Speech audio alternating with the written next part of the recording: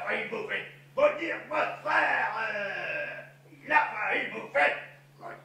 Goldman. Oui, nous avons longtemps vécu dans l'innocence. On est loin, très loin du théâtre de Guignol, ici dans la Maison des Morts interprétée par la compagnie Les Yeux Creux. Ce qui frappe d'abord, c'est la taille de la marionnette et son incroyable présence. Il y a un style qui n'est pas de la caricature, qui n'est pas du réalisme total, c'est juste un style. Elles ne sont pas si grandes que ça parce qu'elles sont plus petites que les humains, mais elles sont à proportion humaine. C'est comme si elles étaient un petit peu, voilà, juste décalées, qu'il y avait un décalage de proportion vis-à-vis de l'actrice principale.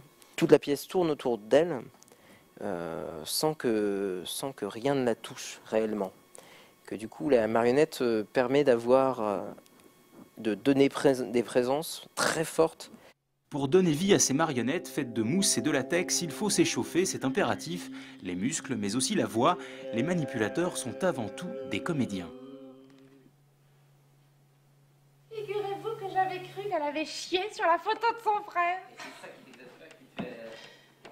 Histoire de faire une farce. Dans la manipulation, c'est pas non plus hyper souple, donc du coup c'est que des petites rotations du poignet. Si on n'est pas échauffé, on peut se faire mal, ce qui m'est arrivé. Le terrible silence des dimanches.